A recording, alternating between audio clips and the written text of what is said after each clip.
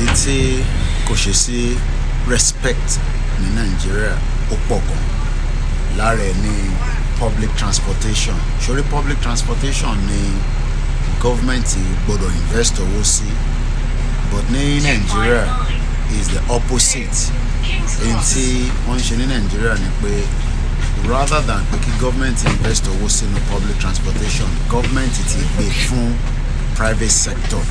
Ìyẹn ni ó ṣe wà lọ́wọ́ àwọn National Union of Road Transportation. So lẹ́ni nísìn ọ̀pọ̀lọpọ̀ ẹ̀yin tẹ́ máa wọ public transport ẹ rí pé ìwọ àti conductor ẹ lè máa yára yín láṣọ, wọ́n lè máa tutọ́ sí ẹ lára. Sórí gbogbo yẹn ò sí ní ibi tí àwa wà.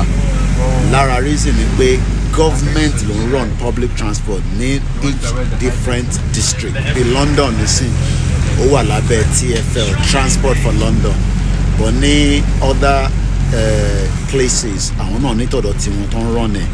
Ìyẹn wá mí pé private person náà lè make owó nínú ẹ̀, but ní Nàìjíríà ẹ̀ ń wọ mọ́tò tí kò ní brake, ẹ̀ ń wọ mọ́tò tí àmọ́ bíyàwó service ẹ̀ tó máa di pé ó máa takú sọ́nà àbí tí táyà wà checked. But ní ọ̀dọ̀ tiwa ìdí tí safety ṣe jẹ́ important ni pé as long as tí wọ́n bá ti sanwó mọ́tò tó ń gbé ẹ, ó ti di dandan pé kí government kó sáfíìsì mọ́tò yẹn fún wọn náà, so that tó bá wọnú mọ́tò yẹn ẹ̀rù ò ní bẹ́ẹ̀ pé nǹkan kan máa ṣẹlẹ̀. And tó bá dẹ̀ wo ọ̀dọ̀ tiwa yìí nísìn, sórí kámẹ́rà yẹn nísìn, iṣẹ́ tí kámẹ́rà yẹn ṣe ni fún lára safety, so that tí ó bá jẹ́ pé mi àti yẹn kan bá jọ táwọn síra wa àbọ̀rọ̀mọ̀ yẹn nísìn, kámẹ́rà yẹn máa jẹ́ èyí tó máa mú ẹ̀rí wá. Kò wá ń ṣe mọ́tò yìí kan ló wà, tó bá wo ẹ̀yìn mi wà pé nǹkan ló tún pọ̀ ní ọwọ́ ẹ̀yìn wa ní agbègbè àdúgbò tí a wà ní. Ó pọ̀ bẹ́ẹ̀ o, sórí kan náà ló ń padà lọ ní direction báyìí.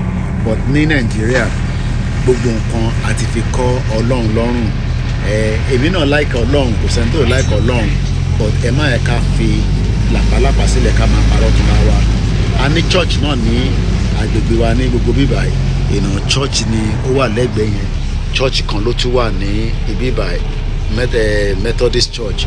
But n tó ṣe pàtàkì tó ṣe kókó ni pé kéèyàn wọ mọ́tò kí dignity wà, kó respect ẹ̀, kí mọ́tò yẹn dẹ̀ wà in good service, whether èyí tó ń gbé ẹ within locality àbí èyí tó ń gbé ẹ travel lọ sí ìlú ẹni tó ń lọ láti Èkó, tó ń lọ sí Ìlọrin, tó ń lọ sí Kaba, tó ń lọ sí Enugu. Gbogbo kìíní ẹ̀ wà important, but gbogbo àwọn tó wá ń rìnrìn àwọn journey bẹ́ẹ̀ yẹn, kí ló mọ tó máa ń ṣẹlẹ̀? Ẹni tó bá fẹ́ travel láti kí ló ń pè nísìn, ẹni tó fẹ́ travel láti Èkó lọ sí Ìlọrin, àkọ́kọ́ bí Ọlọ́run náà pé kọ́lọ́ má jẹ́ kí terrorist ìyẹn ISIS àti Boko Haram kó kidnap òun.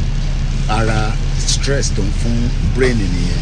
Lẹ́yìn tó bá sanwó mọ́tò tán, wà tó máa ronú pé ǹjẹ́ wọ́n ní kidnap mi tí mo ní tún máa lọ san millions of naira tí o ò ní ìbẹ̀rẹ̀. Ìyẹn la ṣe ń sọ pé ẹ jẹ́ ká dá dúró gẹ́gẹ́ bí orílẹ̀-èdè, ká build the nation ní láti scratch, kí a tẹ̀ kọ́kọ́ mọ mélòó ni wá.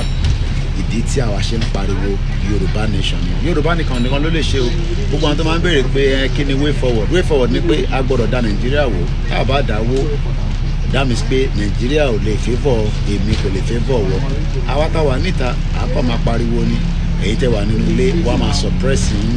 Kò ní sí rule of law, kò ní sí òfin tó protect mẹ̀kúnnù, because òfin Nàìjíríà lẹ́nu kò bá olówó wí. In tó bá wọn olówó ló ń ṣe ní Nàìjíríà. Olówó ló lè fi owó ẹ̀ fi máa oppress yín, but níbí báyìí olówó kankan lè oppress anybody, because òfin wà tó ń pè ní rule of law. Orúkọ tèmi ni Ọláyọmí Kóìkì, tí gbogbo yín mọ̀ sí Kóìkì Media. Ìwọ náà máa ronú sí pé bí ó ṣe ń wù wá lọ́kàn pé kí ìlú òyìnbó ṣe rí, bẹ́ẹ̀ náà la fẹ́ kí ilẹ̀ Yorùbá rí. Ó ṣeé ṣe, but ọ̀pọ̀lọpọ̀ yín ẹ fẹ́ lọ dìbò, ẹ fẹ́ gba PVC. Ìyẹn ò lè sọ́ọ̀tì solution tó wà nílẹ̀. Ọlọ́run kọ́ ló create Nàìjíríà, gbogbo àlá máa ń sàn yẹn, but ọ̀nà tí a lè fi lọ ni pé ká máa béèrè fún ẹ̀tọ́ wa. À ń fẹ́ kó di peace ká fi lọ. Gbogbo àlá mọ̀ pé Nàìjíríà kò ń ṣèlú tó fẹ́ peace, so kò likely pé jáde wa kúrò ní Nàìjíríà máa jẹ́ peace. Koiki Media, bringing the world closer to your doorsteps.